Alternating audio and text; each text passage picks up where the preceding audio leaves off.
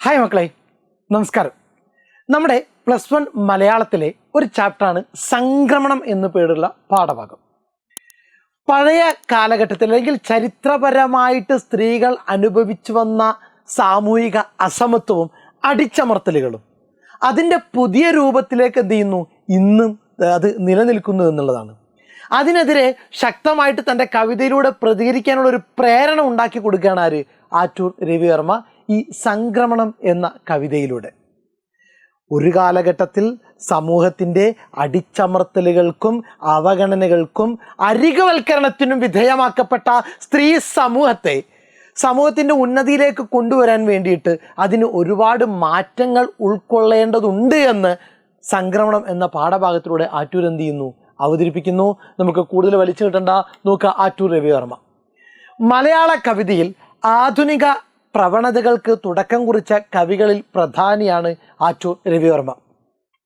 1930 December 27 Thrissur ജില്ലയിലെ ആറ്റൂരിലാണ് ആറ്റൂർ രവിവർമ്മ ജനിച്ചത്. ആറ്റൂർ രവിവർമ്മയുടെ കവിതകൾ എന്നിവ പ്രധാന കൃതികളാണ്. സുന്ദര രാമസ്വാമി, സെൽമ, ജി നാഗരാജൻ എന്നിവരുടെ കൃതികൾ തമിഴിൽ നിന്ന് മലയാളത്തിലേക്ക് വിവർത്തനം ചെയ്തിട്ടുണ്ട്. സാഹിത്യ അക്കാദമി അവാർഡും എഴുത്തച്ഛൻ പുരസ്കാരം ലഭിച്ചിട്ടുണ്ട് ആറ്റൂർ രവിവർമ്മക്ക്. നമുക്ക് കവിതയുടെ മുന്നോട്ട് ഇങ്ങനെ ഓടിച്ചു നോക്കിയിട്ട് എന്ത് ചെയ്യാം, അതിൻ്റെ സംഗ്രഹത്തിലേക്ക് പോകാം. കുറേ നാളായി കവിയുടെ ഉള്ളിൽ ഒരുത്തിയുടെ ശവശരീരം അളിഞ്ഞു നാറുന്നു. ആരുടെ? ഒരുത്തി എന്നുള്ളത് സ്ത്രീക്കുള്ള ഒരു വിശേഷണമായിട്ട് എന്ത് ചെയ്യുക, നമ്മൾ മനസ്സിലാക്കുക. ഒരുത്തിയുടെ ശവശരീരം അളിഞ്ഞു നാറുന്നു. വിരലുകൾ മൂക്കിൽ തിരികെയാണ് കവി നടക്കുന്നതെങ്കിലും അരികത്തുള്ളവരും അകലെയുള്ളവരൊക്കെ എന്ത് ചെയ്യുന്നുണ്ട്, ഒഴിഞ്ഞു മാറുന്നുണ്ട്. തനിക്ക് മണക്കണ്ട എന്ന് കരുതിയിട്ടാണ് മൂക്കത്ത് എന്ത് ചെയ്യുന്നത്, വിരലുകൾ തിരികെ നടക്കുന്നതെങ്കിലും മറ്റുള്ളവർക്ക് എന്ത് ചെയ്യുന്നുണ്ട്, അതിൻ്റെ ദുർഗന്ധം വല്ലാതെ അനുഭവപ്പെട്ടിട്ട് അവരൊക്കെ ഒഴിഞ്ഞു മാറുന്നുണ്ട്. അത്രമാത്രം അസഹനീയമായിരിക്കുന്നു ആ ദുർഗന്ധം. അസഹനീയം, സഹിക്കാൻ പറ്റാത്ത അത്രയും ആയിത്തീർന്നിരിക്കുന്നു ആ ദുർഗന്ധം. അറിവുണ്ടായപ്പോൾ മുതൽ ഒരു നൂലട്ടയായി കണ്ണിലുണ്ടായിരുന്നു ആ സ്ത്രീ. വിശപ്പ് കൊണ്ട് വാരി വലിച്ച് തിന്ന് ചത്തവൻ്റെ അമ്മയായവൾ മറ്റുള്ളവളെ തീറ്റാൻ മാത്രമായിരുന്നു ചരിത്രം മുതൽ ആർക്കുള്ള പങ്ക്, ആർക്കുള്ള റോള്? സ്ത്രീക്കുണ്ടായിരുന്ന റോൾ. അവൾ മറ്റുള്ളവരെ തീറ്റി സ്വയം പട്ടിണി കിടക്കുകയായിരുന്നു. ഒരു പെണ്ണിൻ്റെ തല ആർക്ക് ലഭിച്ചിട്ടുണ്ട്? ഈ പറയപ്പെട്ട ദുർഗന്ധം വഹിപ്പിക്കുന്ന ഒരുത്തി എന്ന് പറയുന്ന രൂപത്തിന് കിട്ടിയിട്ടുണ്ട്. അവളുടെ മുഖത്തെ കണ്ണ്, സ്ത്രീകളുടെ കണ്ണുകൾ പാതിരാക്ക് അടയ്ക്കാനുള്ളതാണ്. വളരെ നേരത്തെ എഴുന്നേൽക്കുകയും വളരെ വൈകി ഉറങ്ങുകയും ചെയ്യുന്ന വീട്ടിലെ ഒരു ഉപകരണം മാത്രമായിട്ട് ആര് ചുരുക്കപ്പെട്ടു? പലപ്പോഴും സ്ത്രീകൾ ചുരുക്കപ്പെട്ടു.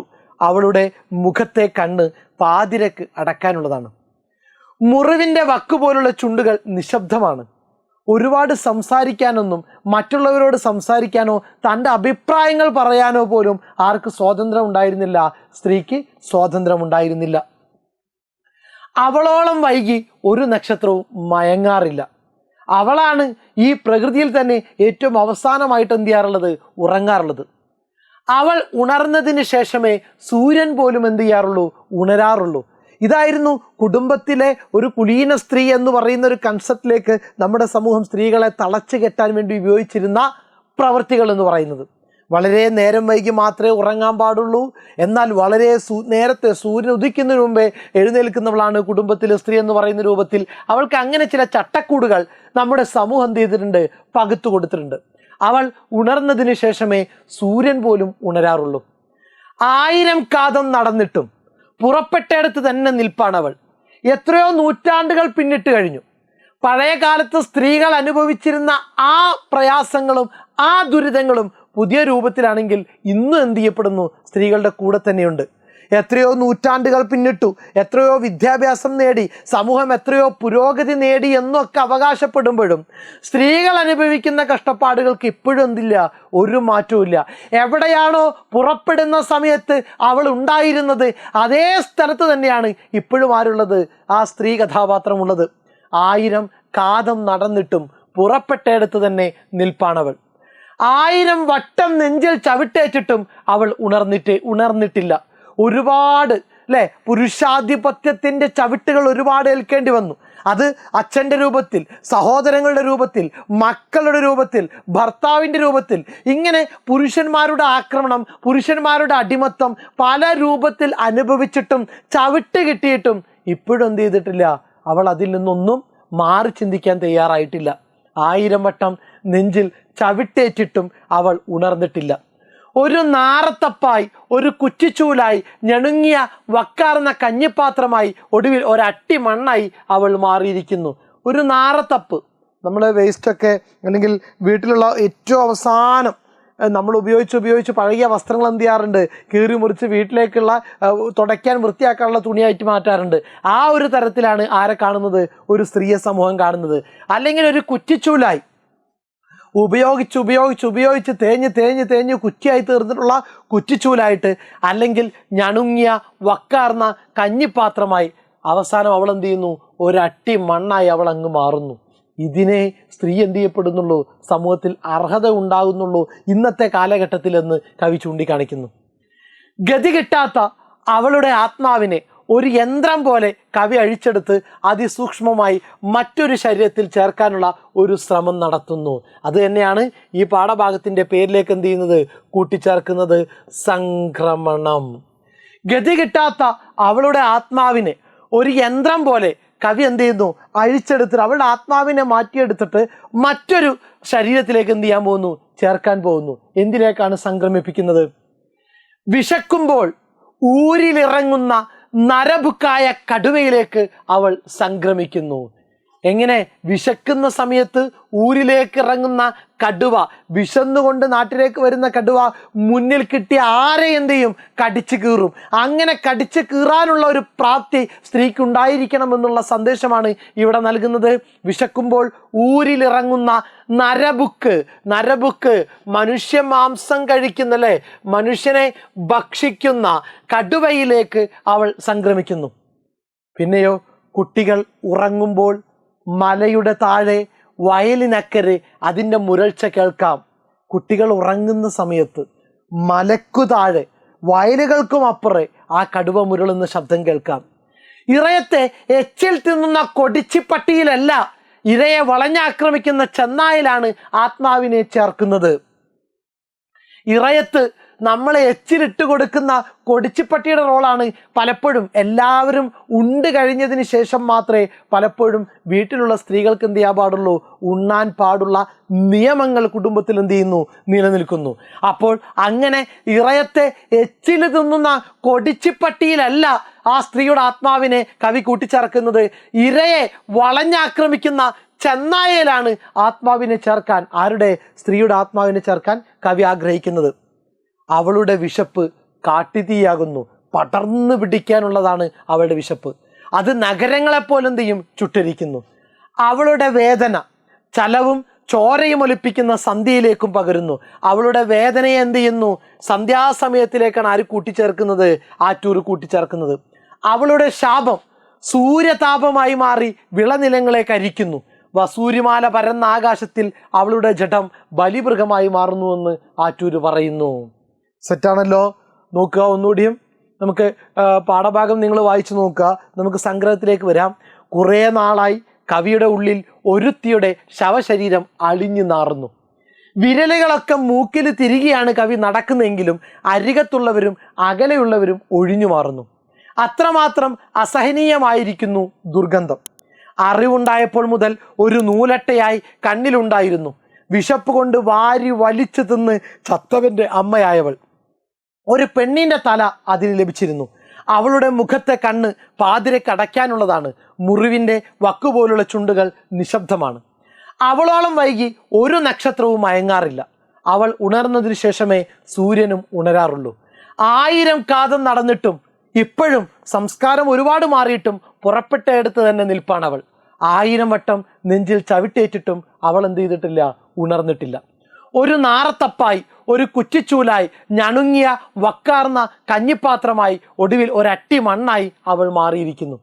ഗതി കിട്ടാത്ത അവളുടെ ആത്മാവിനെ ഒരു യന്ത്രം പോലെ കവി അഴിച്ചെടുത്ത് അതിസൂക്ഷ്മമായി മറ്റൊരു ശരീരത്തിൽ ചേർക്കുന്നു. എവിടേക്കാണ്? വിശക്കുമ്പോൾ ഊരിലിറങ്ങുന്ന നരബുക്കായ കടുവയിലേക്ക് അവൾ എന്ത് ചെയ്യുന്നു, കൂട്ടിച്ചേർക്കുന്നു. കുട്ടികൾ ഉറങ്ങുമ്പോൾ മലയുടെ താഴെ വയലിനക്കരെ അതിൻ്റെ മുരൾച്ച കേൾക്കാം. ഇറയത്തെ എച്ചില് തിന്നുന്ന കൊടിച്ചിപ്പട്ടിയിലല്ല, ഇരയെ വളഞ്ഞാക്രമിക്കുന്ന ചെന്നായയിലാണ് ആത്മാവിനെ ചേർക്കുന്നത്. അവളുടെ വിശപ്പ് കാട്ടുതീയാകുന്നു, നഗരങ്ങളെ ചുട്ടരിക്കുന്നു. അവളുടെ വേദന ചലവും ചോരയും ഒലിപ്പിക്കുന്ന സന്ധ്യയിലേക്കും പകരുന്നു. അവളുടെ ശാപം സൂര്യതാപമായി മാറി വിളനിലങ്ങളെ കരിക്കുന്നു. വസൂരിമാല പരന്ന ആകാശത്തിൽ അവളുടെ ജഡം ബലിമൃഗമായി മാറുന്നു. നോക്കുക, ചോദ്യത്തിലേക്ക് വരാം. പുറപ്പെട്ടയിടത്താണ് 1000 കാതം അവൾ നടന്നിട്ടും. ഈ വരികളിൽ പ്രതിഫലിക്കുന്ന സ്ത്രീ ജീവിതാവസ്ഥ വിശദമാക്കുക. നോക്കുക, പുറപ്പെട്ടയിടത്താണ് 1000 കാതം അവൾ നടന്നിട്ടും. കാലം ഒരുപാട് മാറിയിട്ടും പണ്ട് സ്ത്രീകൾ അനുഭവിച്ചിരുന്ന കഷ്ടപ്പാടുകൾ നിറഞ്ഞ ആ കാലഘട്ടം എവിടെയാണോ, ആ അവസ്ഥ എവിടെയാണോ, അതേ അവസ്ഥയിൽ തന്നെയാണ് ഇപ്പോഴും അവളുള്ളത്. ഇതിലൂടെ പ്രതിഫലിക്കുന്ന ജീവിതാവസ്ഥ വിശദമാക്കുക. ഉത്തരാധുനിക മലയാള കവിതയിലെ ശ്രദ്ധേയമായ രചനകളിൽ ഒന്നാണ് ആറ്റൂരിൻ്റെ സംക്രമണം. ഉത്തരാധുനിക മലയാള കവിതയിലെ ശ്രദ്ധേയമായ രചനകളിൽ ഒന്നാണ് ആറ്റൂരിൻ്റെ സംക്രമണം. നൂറ്റാണ്ടുകളായി സ്ത്രീകൾ അനുഭവിക്കുന്ന അവഗണനകളും യാതനകളും അവസാനമില്ലാതെ ഇപ്പോഴും തുടർന്നുകൊണ്ടിരിക്കുകയാണ്. ഓർക്കുക, നൂറ്റാണ്ടുകളായി സ്ത്രീകൾ അനുഭവിക്കുന്ന അവഗണനകളും യാതനകളും അവസാനമില്ലാതെ ഇപ്പോഴും തുടരുന്നു. പുരുഷാധിപത്യ സമൂഹത്തിൽ ഇന്നും അവളുടെ സ്ഥാനം സമൂഹത്തിൻ്റെ പിന്നാമ്പുറങ്ങളിലാണ്. പുരുഷന്മാർക്ക് എവിടെയൊക്കെ ആധിപത്യം കൽപ്പിക്കുന്നുണ്ടോ ആ സമൂഹത്തിലൊക്കെ സ്ത്രീയുടെ സ്ഥാനം ഇപ്പോഴും സമൂഹത്തിൻ്റെ പിന്നാമ്പുറങ്ങളിലാണ്. സമൂഹം എത്ര കണ്ട് പുരോഗമിച്ചിട്ടും സ്ത്രീ വിദ്യാഭ്യാസത്തിൽ വലിയ മുന്നേറ്റം ഉണ്ടായിട്ടും അവളോടുള്ള സമീപനത്തിന് പറയത്തക്ക മാറ്റമൊന്നും വന്നിട്ടില്ല എന്ന് കവി കൂട്ടിച്ചേർക്കുന്നു. നിയമങ്ങളും സംവരണങ്ങളും ശാക്തീകരണവും ഒന്നും പുരുഷാധിപത്യത്തിൻ്റെ നുകത്തിന് കീഴിൽ നിന്ന് കാര്യമായൊന്നും ചെയ്തിട്ടില്ല, മോചിപ്പിച്ചിട്ടില്ല. സ്ത്രീകൾക്ക് വേണ്ടിയുള്ള നിയമം, സ്ത്രീകൾക്ക് വേണ്ടിയുള്ള സംവരണം, സ്ത്രീകൾക്ക് വേണ്ടിയുള്ള ശാക്തീകരണം, ഇതൊക്കെ നിയന്ത്രണം ആരുടെ കയ്യിൽ തന്നെയുള്ളത്? പുരുഷന്മാരുടെ കൈകളിൽ തന്നെയുള്ളത്. ഇന്നും സ്ത്രീ ജീവിതം തുടങ്ങിയിടത്ത് തന്നെ നിൽക്കുന്നു. സെറ്റാണല്ലോ. നോക്കുക, ഉത്തരാധുനിക മലയാള കവിതയിലെ ശ്രദ്ധേയമായ രചനകളിൽ ഒന്നാണ് ആറ്റൂരിൻ്റെ സംക്രമണം. നൂറ്റാണ്ടുകളായി സ്ത്രീകൾ അനുഭവിക്കുന്ന അവഗണനകളും യാതനകളും അവസാനമില്ലാതെ തുടരുന്നു.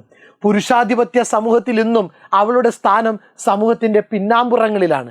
സമൂഹം എത്ര കണ്ട് പുരോഗമിച്ചിട്ടും സ്ത്രീ വിദ്യാഭ്യാസത്തിൽ വലിയ മുന്നേറ്റം ഉണ്ടായിട്ടും അവളോടുള്ള സമീപനത്തിന് പറയത്തക്ക മാറ്റമൊന്നും വന്നിട്ടില്ല. നിയമങ്ങളും സംവരണങ്ങളും ശാക്തീകരണവും ഒന്നും പുരുഷാധിപത്യത്തിൻ്റെ നുകത്തിന് കീഴിൽ നിന്ന് കാര്യമായൊന്നും മോചിപ്പിച്ചിട്ടില്ല. ഇന്നും സ്ത്രീ ജീവിതം തുടങ്ങിയെടുത്ത് തന്നെ നിൽക്കുന്നു. സെറ്റാണല്ലോ. നോക്കുക, അടുത്ത ചോദ്യത്തിലേക്ക്. ഒരു കുറ്റിച്ചൂല്, ഒരു നാറത്തേപ്പ്, ഞണുങ്ങിയ വക്കാർന്നൊരു കഞ്ഞിപ്പാത്രം, ഒരട്ടി മണ്ണവൾ. ഇതാണ് സ്ത്രീക്ക് കൊടുക്കുന്ന വിശേഷണങ്ങൾ. ഒരു കുറ്റിച്ചൂല്, ഒരു നാറത്തേപ്പ്, വക്കാർന്ന കഞ്ഞിപ്പാത്രം, ഒരട്ടി മണ്ണ്. സ്ത്രീകളെ വിശേഷിപ്പിക്കുവാൻ ഉപയോഗിച്ചിരിക്കുന്ന ഈ സൂചകങ്ങളിൽ പ്രതിഫലിക്കുന്ന സ്ത്രീകളുടെ സാമൂഹികാവസ്ഥ വിശകലനം ചെയ്ത് കുറിപ്പ് തയ്യാറാക്കുക. കാലങ്ങളായി സ്ത്രീകൾ അനുഭവിക്കുന്ന ദുരിത ജീവിതത്തെ അനാവരണം ചെയ്യുന്ന കവിതയാണ് ആറ്റൂർ രവിവർമ്മയുടെ സംക്രമണം. കാലങ്ങളായി സ്ത്രീകൾ അനുഭവിക്കുന്ന ദുരിത ജീവിതത്തെ അനാവരണം ചെയ്യുന്ന കവിതയാണ് ആറ്റൂർ രവിവർമ്മയുടെ സംക്രമണം. സമൂഹത്തിൽ വിലമതിക്കപ്പെടാതെ അസ്തിത്വം ചവിട്ടി അരയ്ക്കപ്പെട്ട സ്ത്രീകളുടെ ദയനീയമായ ജീവിതത്തെ കവി ആവിഷ്കരിക്കുന്നു. ഏറ്റവും ഉപയോഗമുള്ളതും അത്യാവശ്യമുള്ളതുമായ ഗൃഹോപകരണങ്ങളാണ് സ്ത്രീയുടെ സൂചകങ്ങളായി കവിതയിൽ ഉപയോഗിക്കുന്നത്. ഉപയോഗശേഷം നിന്ദ്യവസ്തുക്കളായി വലിച്ചെറിയപ്പെടുന്നവയുമാണ് അവ. വീടിനെ വൃത്തിയും വെടിപ്പുമുള്ളതാക്കി തീർക്കുന്നത് സ്ത്രീയാണ്. കുടുംബത്തിൻ്റെ ഭദ്രതയ്ക്കും സുഖത്തിനും വേണ്ടി അവൾ സഹിക്കുന്ന ത്യാഗത്തിനും കണക്കില്ല. എങ്കിലും കുറ്റിച്ചൂല് പോലെ, നാറത്തേപ്പ് പോലെ, ഞണുങ്ങിയ കഞ്ഞിപ്പാത്രം പോലെ അവഗണിക്കപ്പെടുന്നു. വീടും പരിസരവും ശുദ്ധമാക്കാൻ യത്നിച്ചവളെ സമൂഹം നാറത്തേപ്പാക്കി മാറ്റിയിരിക്കുന്നു. ശരീരത്തിന് ആവശ്യമായ ഇന്ധനമൊരുക്കിയ കഞ്ഞിപ്പാത്രം ഉപയോഗശൂന്യമാകുമ്പോൾ വലിച്ചെറിയുന്നത് പോലെ സ്ത്രീയും വലിച്ചെറിയപ്പെടുന്നു. തലമുറകളെ ഉൽപ്പാദിപ്പിക്കുന്ന സ്ത്രീ പിന്നീട് വക്കുപൊട്ടിയ പാത്രം എന്ന പോലെ പരിത്യക്തിയാകുന്നു, ഉപേക്ഷിക്കപ്പെടുന്നു. കുടുംബത്തിൽ നിന്നും സമൂഹത്തിൽ നിന്നും ബഹിഷ്കൃതയാകുന്ന സ്ത്രീയുടെ ജീവിതത്തെ ഉപയോഗശേഷം വലിച്ചെറിയപ്പെടുന്ന ഗൃഹോപകരണങ്ങളിലൂടെ കവി ശക്തമായി അവതരിപ്പിച്ചിരിക്കുന്നു. നോക്കുക, ഒരു കുറ്റിച്ചൂല് നാറത്തേപ്പ് ചോദ്യം നമ്മൾ കണ്ടല്ലോ. കാലങ്ങളായി സ്ത്രീകൾ അനുഭവിക്കുന്ന ദുരിത ജീവിതത്തെ അനാവരണം ചെയ്യുന്ന കവിതയാണ് ആറ്റൂർ രവിവർമ്മയുടെ സംക്രമണം. സമൂഹത്തിൽ വിലമതിക്കപ്പെടാതെ അസ്തിത്വം ചവിട്ടി അരയ്ക്കപ്പെട്ട സ്ത്രീകളുടെ ദയനീയമായ ജീവിതത്തെയാണ് കവി ആവിഷ്കരിക്കുന്നത്. ഏറ്റവും ഉപയോഗമുള്ളതും അത്യാവശ്യമുള്ളതുമായ ഗൃഹോപകരണങ്ങളാണ് സ്ത്രീയുടെ സൂചകങ്ങളായി കവിതയിൽ ഉപയോഗിക്കുന്നത്. പക്ഷെ അതിനൊക്കെ ഒരു പ്രത്യേകതയുണ്ട്. ഉപയോഗിച്ചു കഴിഞ്ഞാൽ അവയെ എന്ത് ചെയ്യും? നമ്മൾ വലിച്ചെറിയപ്പെടുന്നവയാണ് അവയെല്ലാം. വീടിനെ വൃത്തിയും വെടുപ്പുമുള്ളതാക്കി തീർക്കുന്നത് സ്ത്രീയാണ്. കുടുംബത്തിൻ്റെ ഭദ്രതക്കും സുഖത്തിനും വേണ്ടി അവൾ സഹിക്കുന്ന ത്യാഗത്തിനും കണക്കില്ല. എങ്കിലും കുറ്റിച്ചൂല് പോലെ, നാറത്തേപ്പ് പോലെ, ഞണുങ്ങിയ കഞ്ഞിപ്പാത്രം പോലെ അവഗണിക്കപ്പെടുന്നു. വീടും പരിസരവും ശുദ്ധമാക്കാൻ യത്നിച്ചവളെ സമൂഹം നാറത്തേപ്പാക്കി മാറ്റിയിരിക്കുന്നു. ശരീരത്തിന് ആവശ്യമായ ഇന്ധനമൊരുക്കിയ കഞ്ഞിപ്പാത്രം ഉപയോഗശൂന്യമാകുമ്പോൾ വലിച്ചെറിയുന്നത് പോലെ സ്ത്രീ എന്ത് ചെയ്യപ്പെടുന്നു? വലിച്ചെറിയപ്പെടുന്നു. തലമുറകളെ ഉൽപ്പാദിപ്പിക്കുന്ന സ്ത്രീ പിന്നീട് വക്കുപൊട്ടിയ പാത്രം എന്ന പോലെ പരിത്യക്തയാകുന്നു. കുടുംബത്തിൽ നിന്നും സമൂഹത്തിൽ നിന്നും ബഹിഷ്കൃതയാകുന്ന സ്ത്രീയുടെ ജീവിതത്തെ ഉപയോഗശേഷം വലിച്ചെറിയപ്പെടുന്ന ഗൃഹോപകരണങ്ങളിലൂടെ കവി ശക്തമായി അവതരിപ്പിച്ചിരിക്കുന്നു. സെറ്റാണല്ലോ മക്കൾ? പാഠഭാഗം വായിച്ചു നോക്കുക, പാഠസംഗ്രഹം നോക്കുക, ചോദ്യോത്തരം സെറ്റാക്കുക. ഈ പാഠഭാഗം ഇനി നിങ്ങൾ എന്ത് ചെയ്യില്ല, മറക്കൂല. വീഡിയോ ഇഷ്ടപ്പെട്ടെങ്കിൽ തീർച്ചയായിട്ടും നിങ്ങൾ എന്ത് ചെയ്യണം? ലൈക്ക് ചെയ്യണം. നിങ്ങളുടെ വിലയേറിയ നിർദ്ദേശങ്ങളും അഭിപ്രായങ്ങളും എന്ത് ചെയ്യണം? കമൻറ്റ് ബോക്സിൽ രേഖപ്പെടുത്തണം. ഓക്കെ, അപ്പോൾ അടുത്ത ചാപ്റ്ററുമായിട്ട് അടുത്ത ക്ലാസ്സിന് ഭാഷ വീണ്ടും വരാം. Thank you.